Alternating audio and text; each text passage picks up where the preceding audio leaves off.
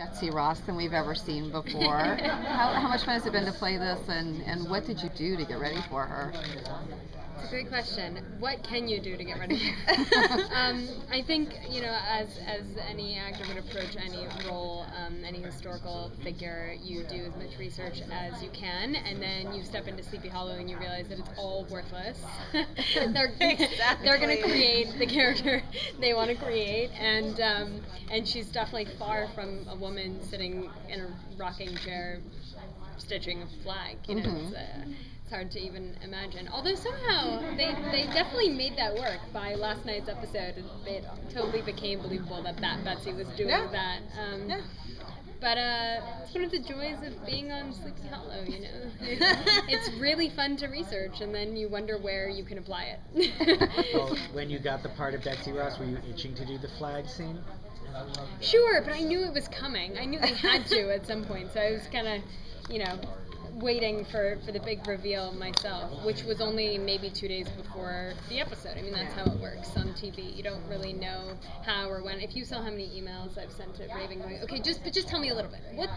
But at this point, where do you think we get no information? Nothing. Do you, in that same vein, do you kind of see the founding fathers as our first action heroes in a way? I mean, they can be. Well, certainly in this world. Yeah. Betsy's pretty bad. Thanks. I would like to imagine she really existed. Yeah, right. Definitely. Yeah. Jessica, what has it been like to have Agent Foster sort of come into the the Scooby Gang fold, I guess. I don't know what you want to call it. Totally. That's a good one. I like that one. Oh, gosh. It's so awesome.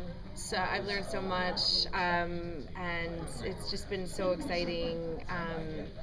And I was just saying, it's, for me, it was a nice parallel. It was nice to play a character who was so unfamiliar with the world that she's just been thrown into, and that's kind of how I felt when I first got on set. I was like, I don't know what I'm doing here. Okay. Do the best I can, but I don't know what I'm doing. So we got to share that experience, and just as she was nervous and scared, I was too. And I think that's very human, but you still have to prove yourself. You still have a job to do. And so it was fun for me to discover her strengths, discover her weaknesses, you know what I mean? And kind of move on from there and see her progress, throughout each episode, see how we learn more about her. It was really cool to learn about her supernatural connection for me, because that's what drives her. That was really what pulled her into this world and why she wanted to stay, so it was a blast. But I really like that scene between Foster and Danny. Now that Danny knows, thank God, Danny, yes. Woo! Glad we got that out of the way.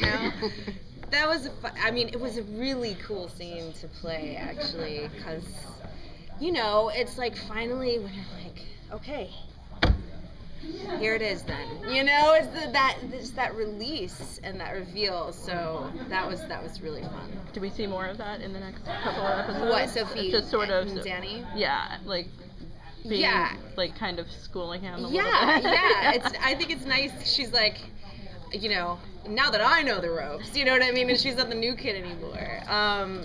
Definitely it's fun. It's fun to see his wonder, the wonder in his eyes and the surprise and him trying to connect the dots. It's super fun. Yeah, you'll definitely see more of that. The episode that aired last night almost teased it that we won't see you anymore, but that's obviously not true. So is she going to stay connected in the story, and are we going to see her in the present? Oh my gosh, wait, that was like 4 questions. It was. And you're going to trick me. In order. Okay, we did imply that last night. I think we will be discovering in about 5 minutes when we air the next episode that we might see her again. And there is a bit of a past and future collide. Mm-hmm. Ooh. Yeah. Mm-hmm. That's a good answer. It's all very scary when those questions come up. Really. Okay, good. Thanks. Do you think Betsy would, if that were to happen, would she adapt as well as Ichabod to the present? As quickly? Oh, that's a good question. Do you think Ichabod adapted well? Yeah, that's true. Well, Thinking bit about by bit, but seems to enjoy it. I do. Yeah, I do. But I think that one of the things we've been trying to find with Betsy, I think there is a more contemporary feel to her than with Ichabod. Yeah. So I think she would adapt well. In fact, if that were to happen, I would be holding on to any bit of the past that I could just to save her from transitioning too quickly. And speaking of the past, how do you like the costumes? It's the best part of Is it really? my job. Oh, absolutely. My father's a production designer. His wife actually is a costume designer. I grew up around a lot of very creative people who are a part of the making of. I have an immense amount of appreciation for what it takes to create a world. And then what we do, not to diminish it, but what we do is a very small part of the big picture.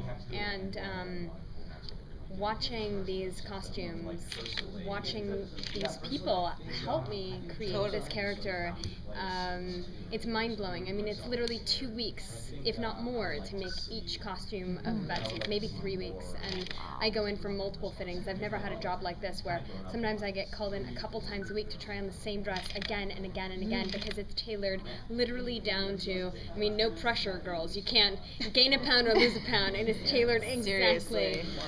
And you know, they're heavy. I mean, I don't want to exaggerate it, but maybe 20, 30 pounds. I don't know. It's a lot to carry around, and it takes 2 people to get me dressed.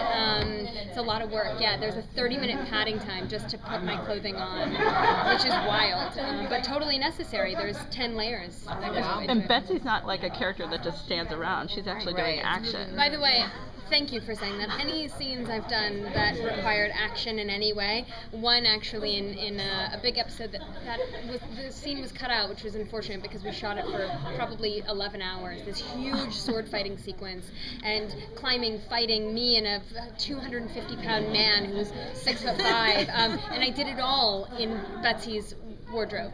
Literally, my husband was like, "I think it's dangerous." No, it's totally fine. I can manage this. But corseted, Raven will tell you.